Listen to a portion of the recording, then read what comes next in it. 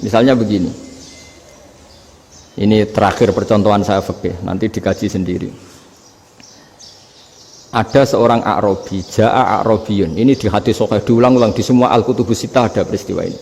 Ja'a A'rabiyun ila Rasulillah sallallahu alaihi wasallam faqala ya Rasulullah ahlaktu. Qala wa ma ahlakaka? Qala wa qatu imraati fi nahari Ramadan. Ya Rasulullah, saya ini orang yang rusak. Kenapa? Saya ini hubungan intim sama istri saya ketika masih siang Ramadan. Singkat cerita, orang ini dihukum berat sama Nabi. Hukumannya adalah karena dia membatalkan puasa ketika dengan hubungan intim. Sama Nabi dihukum, kamu harus merdekakan budak. Wah, tidak mampu ya Rasulullah, saya tidak punya budak. Jadi ini bukti bahwa agama ini sangat sosial, sehingga sebagian kafaroh harus memerdekakan budak. Kamu kalau gitu puasa 2 bulan. Yang baru puasa 2 hari aja kecelakaan, malah disuruh puasa 2 bulan. Ya sudah, kamu ngasih makan 60 orang miskin. Saya ini orang paling miskin. Kok jadi sudah miskin, agak hiper lah orang itu. Poso-poso kok gitu. Itu kata ulama, kalau orang Jawa gak mungkin makanannya tempe mendoan, gak mungkin itu. Di Jawa itu nggak mungkin lah ada orang batal puasa karena hubungan intim. Ada istrinya nggak cantik, cerewet, sang lanang mangane mendoan, itu tidak mungkin. Kecelakaan itu tidak mungkin. Tidak mungkin itu. Tapi kalau Arab mungkin karena makanannya daging. Singkat cerita, terus pertanyaannya gini, kalau batal biasa itu kan bayarnya puasa 1 hari. Kalau batal, tapi kalau batal pakai hubungan intim, pakai jima kalau dalam bahasa fikih itu kafarohnya berat, yaitu merdekakan budak atau puasa 2 bulan berturut-turut. Pertanyaannya gini, jima istri itu boleh loh tidak zina? Seorang jima istri itu boleh loh tidak zina, itu kan hukumannya berat. Nah terus Imam Malik berpikir kalau gitu tidak harus jima dong, poso-poso ora ono uzur ora ono apa terus nyate esuk mangan bakso tanpa ada alasan syar'i. Hukumnya harus sama dong, karena jima hukumnya boleh, berarti semua iftar, semua pembatalan puasa yang tidak ada udzur syara' maka hukumnya sama, yaitu sanksinya sama. Masuk akal enggak?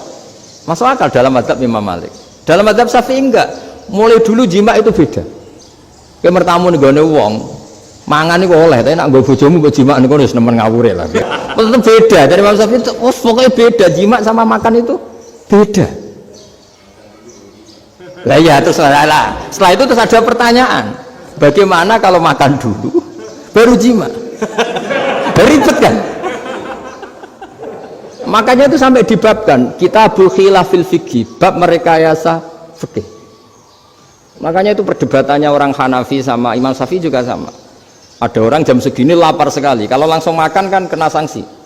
Ya pergi aja dulu, pura-pura ngaji ke Gus Bah gitu. Nanti kan jadi musafir kan? Wah, itu sudah boleh itu kan? Musafir. Padahal enggak. Memang dia pergi itu karena supaya bisa makan. Mau enggak kepikiran ngaji kok tahu-tahu ingin ngaji. Mumpung Ramadan lah. Nah makanya dibabkan, apakah boleh merekayasa fikih? Tapi fikih bisa apa coba? Dengan status kamu musafir, ya memang boleh iftar, boleh berbuka. Lah itu terus perdebatan ulama menyangkut fikih. Karena memang masalah furu'iyah. Sehingga termasuk perdebatan kita dalam perilaku, misalnya adat orang NU kalau habis salam itu menghadap ke kiblat, karena arah terbaik itu kiblat. Tapi sebagian orang Muhammadiyah atau mungkin semuanya menghadap ke makmum. Itu memang teks hadisnya itu, kita yang meneliti hadis itu, semua syarah itu berdebat. Nabi memuji kiblat itu arah terbaik, oke. Tapi di bab itu Nabi itu aqbala alaina, menghadap ke kita.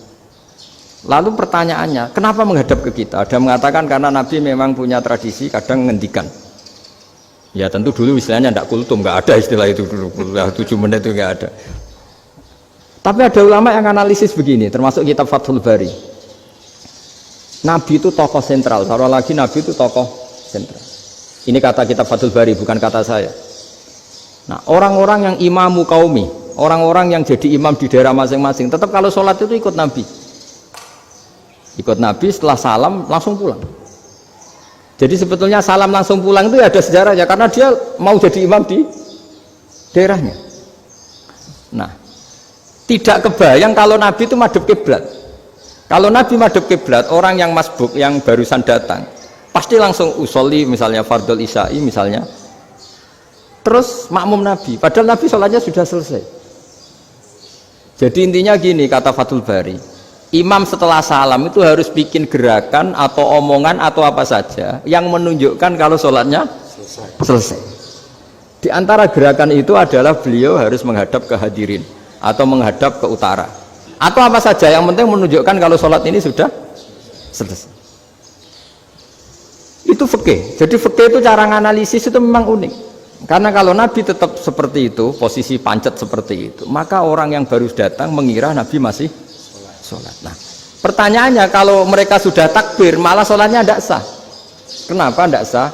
Menggantungkan sholat atau mengikatkan sholatnya dengan orang yang sudah tidak sholat. Jadi menjadikan orang yang nggak sholat sebagai imamnya kan nggak boleh. Maka Nabi harus memaklumatkan dengan gerakan itu bahwa beliau sudah tidak sholat. Karena orang datang dari berbagai daerah.